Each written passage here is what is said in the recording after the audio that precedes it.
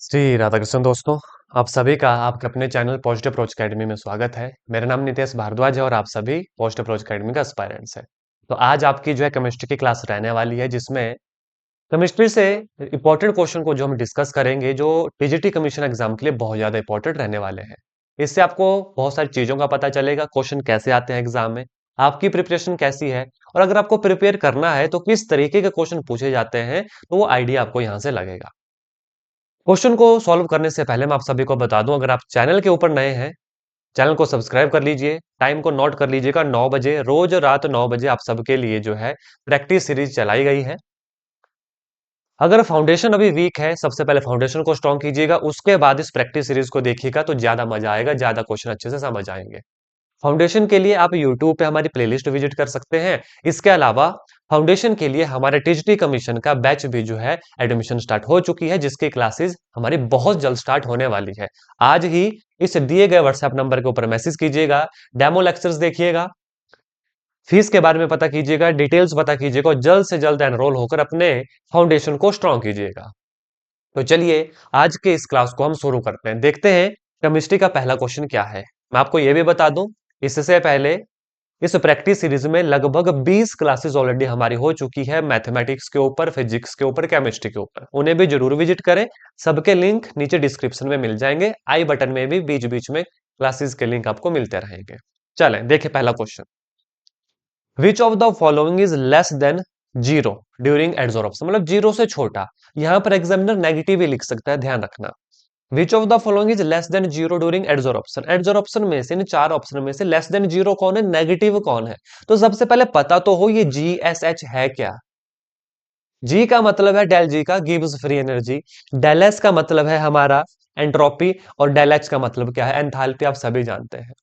Which of the following is less than, आप सभी जानते हैं गिव्स फ्री एनर्जी नेगेटिव रहती है, डेल एच नेगेटिव रहता है, डेल एस भी हमारा क्या रहेगा, नेगेटिव रहेगा। यानी option number D, all of these will be our right answer. बहुत डिटेल में नहीं जाऊंगा, उसके लिए आपको फाउंडेशन बैचेस पढ़ना पड़ेंगे, उसको आपको खुद से प्रिपेयर करना पड़ेगा। फिर भी हल्का सा जानकारी दे देता हूं। डेल जी गिव्स फ्री एनर्जी नेगेटिव, क्या था यहां पर एडजॉर्प्शन के लिए। एडजॉर्प्शन कैसी थी, याद होगा अगर आपने बुक्स पढ़ी हैं, फाउंडेशन पढ़ा है, एडजॉर्प्शन इज स्पॉन्टेनियस। और उसके लिए ये वैल्यू क्या थी, नेगेटिव थी। दूसरा आता है डेल एच हमारे पास, दैट इज एंथैल्पी। रैंडमनेस थी यहां पर, क्या randomness of particle, randomness of particle क्या था, रैंडमनेस ऑफ पार्टिकल, और वो भी क्या होती थी, डिक्रीज होती थी। हमारे पास था एंट्रोपी, जो क्या थी, नेगेटिव थी, जो क्या थी, नेगेटिव थी। क्यों, क्योंकि यहां पर एक्सोथर्मिक रिएक्शन होते हैं। कैसे रिएक्शन होते हैं, एक्सोथर्मिक रिएक्शन होते हैं, एक्सोथर्मिक रिएक्शन यहां पर होते हैं। होप आपको ये चीजें क्लियर हो गई होगी। आंसर इसका पता लगा होगा, option number D, all of this above. अगर आपको गिव्स फ्री एनर्जी का नहीं पता, एंट्रोपी का नहीं पता, एंथैल्पी का नहीं पता, तो प्लीज फाउंडेशन को स्ट्रॉन्ग कीजिएगा, तभी जो है इस टाइप के क्वेश्चन सॉल्व हो पाएंगे। Next question. Cassiterite is an ore of, एक कैजिटराइट किसका और है, Mn, निकल, Sb, Sn, यानी टीन। इसका जो सही आंसर है वो है tin, option number D will be right answer. कई बार क्या होता है, कैजिटराइट ना लिख कर एग्जामिनर सीधा इसका फॉर्मूला लिखेगा, तो याद रखना SnO2। कैजिटराइट का जो फॉर्मूला है वो SnO2 है, याद रखना। और ये किसका और है, ये टीन का और है। तो कई बार फॉर्मूला भी पूछ लिया जाता है कि कैजिटराइट का फॉर्मूला क्या है, तो SnO2 will be the formula for cassiterite and it is an ore of tin. Is that clear. Next MCQ देखिएगा। Which of the following is not tetrahedral in shape, इनमें से जो चार ऑप्शन है, NH4 positive, SiCl4 positive, SF4, SO4 2 negative, which one of the following is non tetrahedral, मतलब tetrahedral कौन सा नहीं है। तो इसके लिए आपको शेप तो पढ़ना पड़ेगी, शेप को अच्छे से समझने के लिए हाइब्रिडाइजेशन पढ़ना पड़ेगी। तो नोट्स बना लीजिए, हाइब्रिडाइजेशन भी पढ़ना है आपको, शेप भी आपको पढ़नी है। इस क्वेश्चन के ऊपर मैं आपको लेकर चलूंगा। NH4 positive is tetrahedral in shape. SiCl4 is tetrahedral in shape. SO4 2 negative is also tetrahedral in shape. बचता कौन है?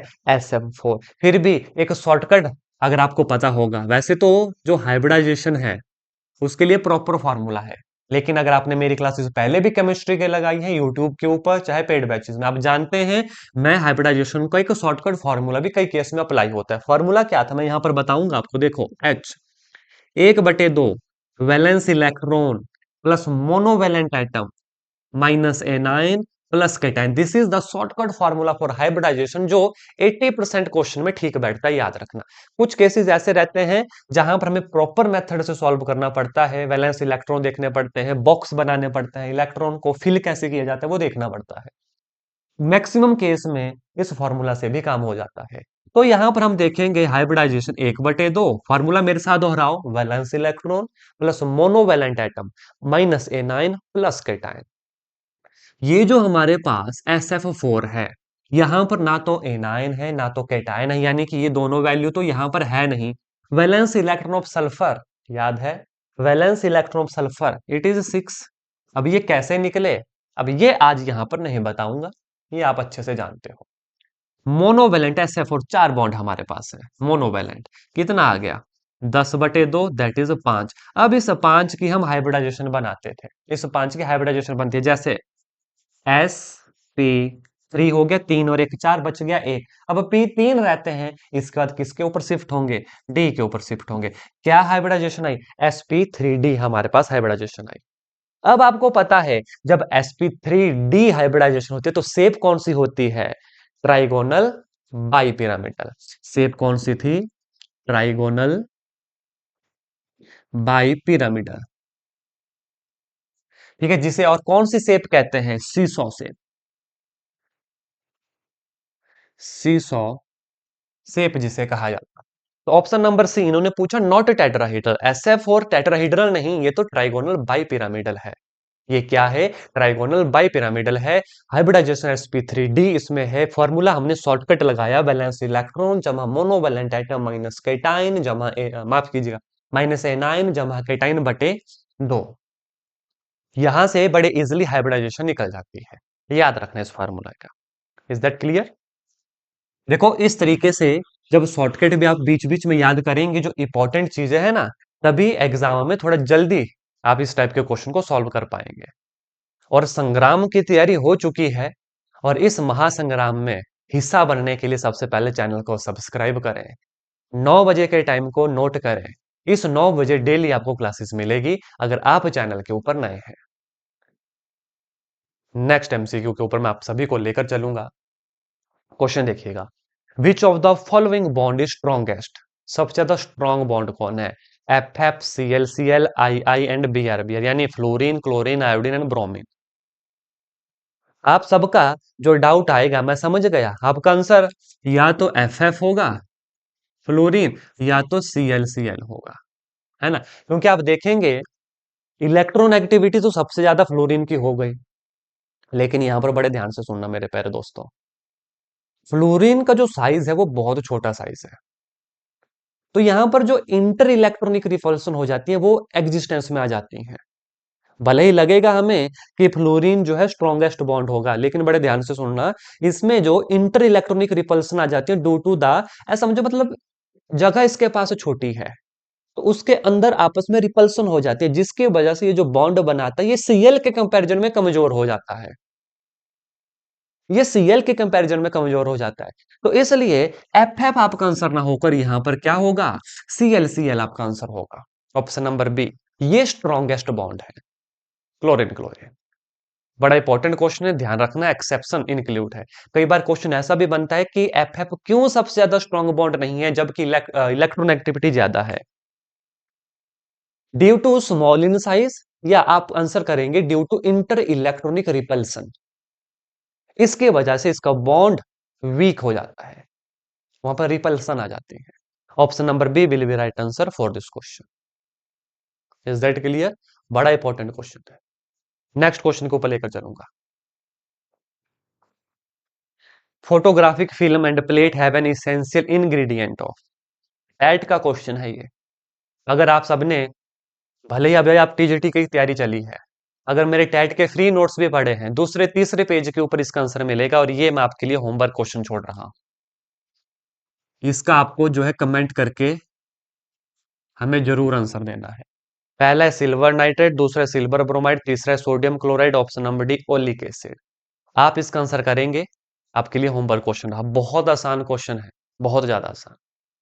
ठीक है, देखूंगा मैं। और आप सभी जानते हैं, जितने भी आंसर आते हैं मैं सबको लाइक करता हूं, जो सही आंसर रहते हैं, है ना। और जो गलत करता है उसको करेक्ट भी किया जाता है, ऐसा नहीं हम कमेंट देखते नहीं, सभी के कमेंट देखे जाते हैं। चलेंगे नेक्स्ट क्वेश्चन।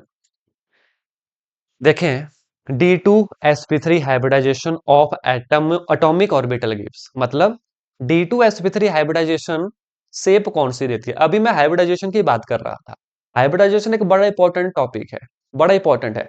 अगर आप सभी चाहते हैं कि इस हाइब्रिडाइजेशन, ये शेप की क्लास में इस प्रैक्टिस सीरीज में ले लूं, जिसमें क्वेश्चन नहीं होंगे, क्लास होगी हाइब्रिडाइजेशन की, तो कमेंट करके जरूर बताइएगा। कमेंट में लिखिएगा हाइब्रिडाइजेशन की क्लास या हाइब्रिडाइजेशन क्लास। बहुत सारे एस्पायरेंट्स अगर इस कमेंट को आपकी लाइक करते हैं, बहुत सारे कमेंट आते हैं कि मतलब मेजोरिटी अगर चाहती है कि सिर्फ हाइब्रिडाइजेशन की एक स्पेशल डेडिकेटेड क्लास हो, जिसमें मैं शॉर्टकट बताऊं, प्रॉपर मेथड बताऊं, सेफ से बताऊं हाइब्रिडाइजेशन निकलती कैसे है, तो कमेंट करके जरूर बताना। आने वाले समय में केमिस्ट्री की हाइब्रिडाइजेशन की डेडिकेटेड क्लास होगी। क्वेश्चन पे आओ। D2sp3 hybridization of atomic orbital give कौन सी शेप। ऑप्शन है square planar, trigonal, tetrahedral, octahedral.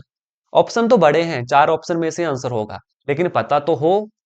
तो वन बाय वन थोड़ी सी एक डिटेल दे देता हूं। डिटेल जानकारी के लिए तो नेक्स्ट वीडियो अगर आप चाहेंगे तो लूंगा, लेकिन थोड़ा सा एक समझा देता हूं, एक हल्का फुल्का आइडिया दे देता हूं, बड़े ध्यान से सुनना। अगर sp हाइब्रिडाइजेशन होती है, शेप कैसी होगी, लीनियर शेप, यानी लीनियर मॉलिक्यूल भी आप लिख सकते हैं। ठीक है, आगे चलेंगे। उसके बाद आती है sp2 हाइब्रिडाइजेशन। अब ये जो sp निकली कैसे, sp2 आती कैसे है, ये प्रॉपर हाइब्रिडाइजेशन में सीखना पड़ेगा। sp2 हाइब्रिडाइजेशन की शेप कैसी होती है, ये होती है ट्राइगोनल, ये होती है ट्राइगोनल। अब इसके अंदर एंगल कौन सा है, इसके अंदर एंगल कौन सा है, वो प्रॉपर हाइब्रिडाइजेशन में सीखेंगे, अगर आप चाहेंगे तो। आगे चलेंगे। इसके बाद आती है sp3, that is tetrahedral. That is tetrahedral. Tetrahedral बड़ी इंपॉर्टेंट है, बहुत क्वेश्चंस के बनते हैं, इसके एंगल वाले क्वेश्चन भी बनते हैं। फिर भी एक हल्का सा आइडिया दे देता हूँ, 109.28 डिग्री का इसमें एंगल रहता है। sp3 के बाद आती है sp3d। sp3d अभी हमने क्वेश्चन किया, कौन सी शेप थी, ट्राइगोनल बाय पिरामिडल, जैसे कि जिसे सीसॉ शेप भी कहते हैं, trigonal bi pyramidal, seesaw shape भी से कहते हैं। इसके अंदर भी एंगल होते हैं दो टाइप के, 120 डिग्री, 90 डिग्री, लेकिन वो अभी इतना डिटेल में नहीं जाएंगे। नेक्स्ट है हमारे पास कौन सी, sp3d2। sp3d2 कौन सी शेप होती है, ऑक्टाहेड्रल। कौन सी शेप होती है, ऑक्टाहेड्रल, जिसमें 90 डिग्री के एंगल बनते हैं, है ना। ये शेप भी आपको यहाँ पर हो पता होनी चाहिए, लीनियर क्या है, ट्राइगोनल क्या है, टेट्राहेड्रल कौन सी शेप है, तभी एंगल भी अच्छे से याद रहते हैं। तो क्वेश्चन के लिए क्या पूछा था, कौन सी शेप है, octahedral, option number D will be right answer. कैसा कॉम्प्लेक्स है ये ऑक्टाहेड्रल कॉम्प्लेक्स है। sp3d2 कैसा कॉम्प्लेक्स है, याद रखने से D2sp3 भी लिख देते हैं ना, ये ऑक्टाहेड्रल कॉम्प्लेक्स है। ऑप्शन नंबर डी जो है हमारे पास सही जवाब होगा। नेक्स्ट चलें, देखेंगे नेक्स्ट क्वेश्चन।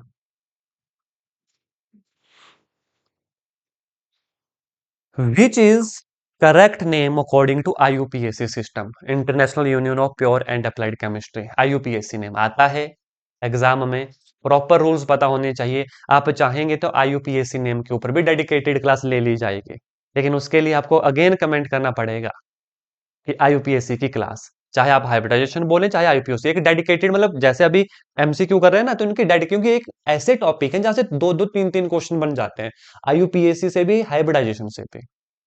देखेंगे, 2,3 डाइमिथाइल एक्शन, पहले तो मैं पहला लिख लेता हूं, क्या है, 2,3 डाइमिथाइल हेक्सेन। क्या ये ठीक है, क्या ये ठीक है, चेक करेंगे। Hexane CH3, CH2, CH2, CH2, CH2, 1 2 3 4 5, ये 6 हेक्सेन हो गया। 2 3 इन्होंने बोला। अगर काउंटिंग 1 2 3 4 5 6, 2 के ऊपर हमें क्या लगाना है, तो यहाँ पे कितना हो जाएगा CH2, यहाँ पे CH3, 1 2 3 4 हो गए। यही नहीं बोला, क्या बोला है, 2 3 डाइमिथाइल, 2 3 डाइमिथाइल, ये भाई यहाँ पे भी CH3, तो ये हट जाएगा। तो बिल्कुल ठीक है, इसी तरीके से काउंटिंग होगी। तो मतलब ये जो पहला नाम है ये तो ठीक है, हमसे पूछा है विच इज करेक्ट, करेक्ट हमसे पूछा है, तो ऑप्शन ए करेक्ट है भाई। 2 3 dimethyl which is correct name according to IUPAC system. देखो 1 2 3 4 5 6, ठीक है। 2 3 डाइमिथाइल हेक्सेन, ठीक है। दूसरा चेक करेंगे, 3 इथाइल 2 मिथाइल पेंटेन, पेंटेन है। CH3 CH2 CH2 CH2 CH3, 1 2 3 4 5। हमें क्या बोला, 3 इथाइल। अगर यहां से काउंटिंग करते हैं 4 5, 3 इथाइल, CH हटेगा, है ना, CH2 CH3, ठीक है। 3 1 2 3, ठीक है, ये नंबरिंग यहाँ है। 3 इथाइल 2 मिथाइल, यहाँ पे 2 मिथाइल, CH3, ये 2 हट जाएगा। 1 2 3 इथाइल 2 मिथाइल, अगर यहां से भी नंबरिंग करते 1 2 3, तब भी आ जाता, मतलब ठीक लिखा है हमने। दिक्कत आती अगर ये कार्बन चेन बड़ी बनती, इसको भी चेक करते, 1 2 3 4 5, 5 है, ये भी 5 है, और नंबरिंग वहीं से करते हैं जहां पर ये सबसे नजदीक होता है। यहां से भी करते तो भी यही बन जाता। जैसे कि अगर ये नंबरिंग ऐसे भी हम कर सकते थे, 1 2 3 4 5, यहाँ पे हमारा CH2 आ जाता, माफ कीजिए CH3 मिथाइल आ जाता, तब भी ठीक है। मतलब ऑप्शन नंबर बी भी इन्होंने ठीक लिखा है, ये नाम भी ठीक है। सी और डी को भी चेक करेंगे। देखो सभी नाम मैं इसलिए चेक करवा रहा हूं कि आपके IUPAC की थोड़ी सी प्रैक्टिस भी हो जाएगी, आइडिया भी लगेगा। नेक्स्ट है 3 4 di ethyl pentane, CH3 CH2 CH2 CH2 CH3, 1 2 3 4 5, CH3, 1 2 3 4 5, pentane हो गया। इन्होंने क्या बोला, 3 4 डाई मिथाइल, 3 4 डाई मिथाइल, बड़े ध्यान से देखना, 3 4, मतलब 1 2 3 4 5, 3 4, मतलब यहां यहां पे कह रहे हैं CH3 CH3। अब देखो जरा 3 4 पे, अब ये तो पॉसिबल नहीं, क्यों, क्योंकि अगर यहां पे लगेंगे तो हमारी नंबरिंग यहां से होनी चाहिए थी। क्यों, क्योंकि सबसे नजदीक वाली नंबरिंग दी जाती है, जो सबसे नजदीक है, ये एक्स्ट्रा जो चेन लगती है ये सबसे नजदीक हो। तो ये कहीं ना कहीं गलत है। अब इसको चाहे उल्टा हम लिख लेते हैं, जैसे देखो CH3 CH2 CH2 CH2 CH3, 1 2 3 4 5, इन्होंने बोला 3 4 3 4 डाइमिथाइल CH3 CH3। देखो अगेन नंबरिंग गलत होगी। नंबरिंग में सबसे पहली प्रेफरेंस दी जाती है इन्हें जो सबसे नजदीक हो, यानी इसकी नंबरिंग होनी चाहिए थी ऐसे 1 2 3 4 5, ये बनना था 2 3 डाइमिथाइल पेंटेन, यानी कि ये जो सी है ये गलत लिखा गया है। 3 4 डाइमिथाइल नहीं हो सकता, क्योंकि वो चेन फिर गलत हो जाएगी जो नंबरिंग हमें करनी है। अब देखो नंबरिंग यहां से पॉसिबल नहीं, यहां से होनी चाहिए, तो 3 4 डाइमिथाइल पेंटेन गलत है। ठीक है, ये भी आप समझ गए, ये भी समझ गए। नेक्स्ट 2 इथाइल 2 मिथाइल पेंटेन करेंगे, CH3 CH2 CH2 CH2 CH3, 1 2 3 4 5, चलिए नंबरिंग कर लेते हैं। 2 इथाइल 2 मिथाइल, 1 2 3 4 5, 2 इथाइल, 2 पे इथाइल, CH2 CH3, ये H हट से गया यहां से, और 2 मिथाइल, 2 मिथाइल CH3, कुछ गड़बड़ तो, हाँ 2 मिथाइल, माफ कीजिएगा, ये 3 पे लिख दिया, यहीं पे लगेगा, एक और C हटेगा, यहां से H हटेगा, यहाँ पे बन गया CH3। तो ये बन गया, देखो 1 2 3 4 5, यानी 2 इथाइल 2 मिथाइल पेंटेन का, ये ठीक है। जब ऐसी नंबरिंग हमारे पास होगी तो देखेंगे 1 2, हाँ इस चेन को देखो, ये वाली चेन, जब इस तरीके की नंबरिंग होगी तो लॉन्गेस्ट चेन सबसे पहले प्रेफर की जाती है। यहाँ पे देखो 1 2 3 4 5, यहाँ पे तो हेक्सेन बन गया। तो ये वाला क्वेश्चन अगेन गलत इन्होंने जो लिखा, 2 इथाइल 2 मिथाइल पेंटेन नहीं हो सकता, उसमें इस चेन को कंसीडर किया जाएगा, यानी कि हेक्सेन बनेगा यहाँ पर। तो ये वाला ऑप्शन अगेन डी हमारे पास गलत है। इन्होंने बोला which is correct name according to IUPAC system. Correct name कौन सा है? तो ऑप्शन ए और बी दोनों करेक्ट है। 3 इथाइल 2 मिथाइल पेंटेन ठीक है, 2 3 डाइमिथाइल हेक्सेन हमारे पास बिल्कुल ठीक है। समझ गए? ऑप्शन ए बी दोनों ठीक, सी डी दोनों हमारे पास गलत हो गए। तो देखो आईयूपीएसी नेम भी आपको अच्छे से पढ़ना पड़ेंगे, अच्छे से समझना पड़ेंगे। तो ये कुछ एमसीक्यूज थे आज की इस केमिस्ट्री की क्लास के। आशा करता हूं जितना आपको पढ़ाया गया अच्छे से समझ आया होगा। देखो थोड़े से एमसीक्यू थे लेकिन उसमें बहुत सारी चीजें थी, क्योंकि आपने देखा आपको आईयूपीएसी नेम आना ही चाहिए, इन नाम से स्ट्रक्चर बनाना चाहिए, स्ट्रक्चर से नाम बनाने आपको आने चाहिए। उसके बाद आपने देखा कि हाइब्रिडाइजेशन बेहद जरूरी। हाइब्रिडाइजेशन कैसे निकलती है, शॉर्टकट क्या है, हाइब्रिडाइजेशन के फॉर्मूला यानी एस कौन सी हाइब्रिडाइजेशन है, हाइब्रिडाइजेशन के बाद उसका शेप का पता होना चाहिए, शेप पता होने के बाद उनके एंगल्स का पता होना चाहिए। तो आपने ये सारी चीजें यहां पर जो है देखी। ठीक है, इसी तरीके की और क्लासेस के लिए हमारे चैनल के साथ बने रहें। डेली 9 बजे आपके लिए फिजिक्स, केमिस्ट्री, मैथमेटिक्स की प्रैक्टिस हमारे चैनल के माध्यम से करवाई जाती है। इसके अलावा स्टूडेंट्स मैं आपको बता दूं हमारे पेड बैचेस जिसमें फाउंडेशन करवाई जाएगी उसमें भी एडमिशन ओपन है। दिए गए व्हाट्सएप नंबर के ऊपर आप मैसेज कर सकते हैं, जानकारी ले सकते हैं, अपनी तैयारी हमारे साथ शुरू कर सकते हैं। आज के सेशन में हम इतना ही करेंगे। धन्यवाद दोस्तों। जय हिंद, जय भारत। और हाँ, एक कदम सफलता की ओर।